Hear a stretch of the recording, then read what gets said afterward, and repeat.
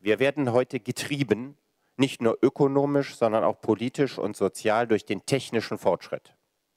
Der technische Fortschritt ist der einzige Fortschritt der Menschheit, der irreversibel ist.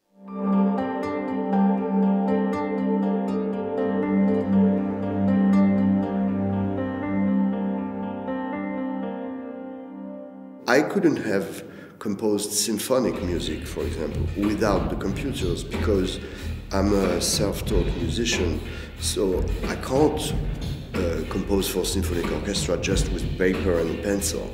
I'm not enough educated for this.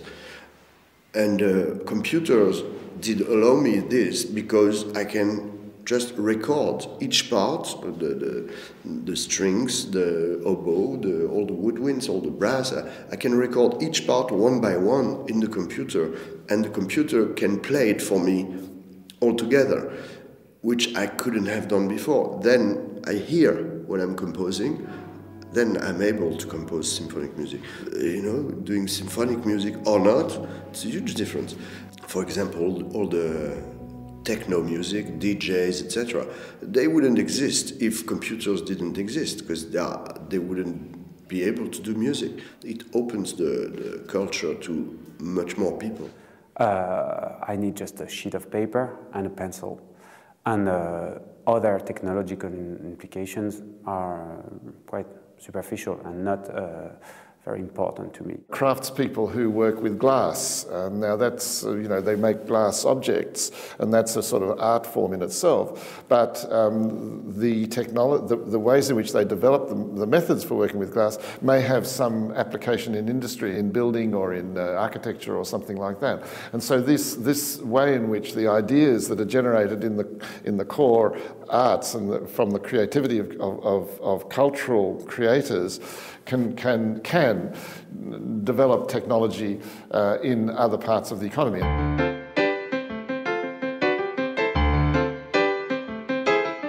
I will show you the image from Versailles. And you notice this is not an application. This is just a browser, and it's that fast and that simple. We're keen on exploring how do the new technologies change what you can possibly create online. One thing that I find really interesting is that with cloud computing and with tablet computing and now with tools like voice recognition, really anywhere where you have a screen and a microphone, you can be connected to an incredible world of culture and incredible experiences through that world of culture. And that's absolutely something that we are very keen on exploring. Let's say I like this detail and I want to talk about it. Let's get into the actual canvas and see the brush, which is my favorite part.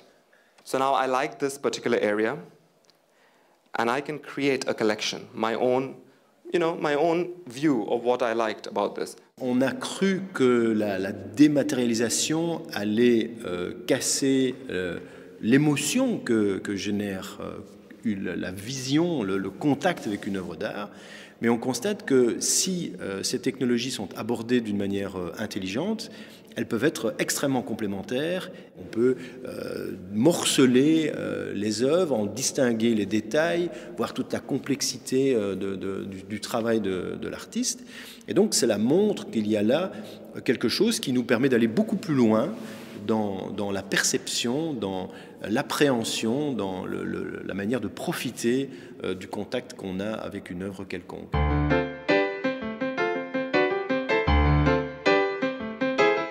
What is happening, and that is happening since photography, the tool is not anymore developed by the artist. That is something quite important. Second, it's not developed for the artist either, because photography was developed for repression. It was for keeping masses in check. Video, even more. Nobody invented video for the arts. So we are kind of more or less, more and more sitting on the branches. So we're more or less becoming not parasites, but we become a minority in the development of the tools.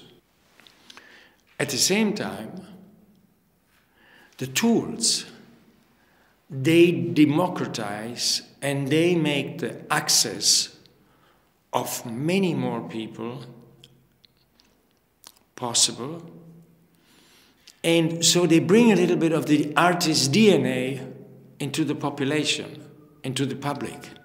What it does, it's probably allowed more people to access culture, whereas if culture was confined in sites, you'd have to go and see them. Now you can do many of these things remote, so it helps probably people develop their creativity, but it's not a substitute for creativity. It's at best an enabler. There's not any more like the big peak of the artist exception, because the valley has been mounting up and up and up, and the peak is just that.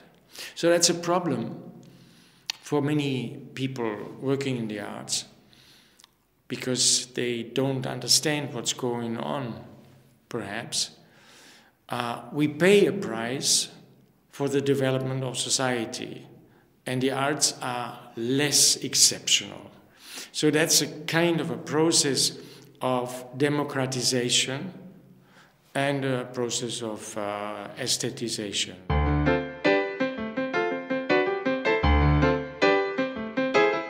I'm a senator, and you know, the Senate has always had this image of being a very far away chamber, away from daily problems and so forth. Is not really the case. With the new social networks, you have people chatting with each other. We have a more direct contact with our citizens through the new means of communications.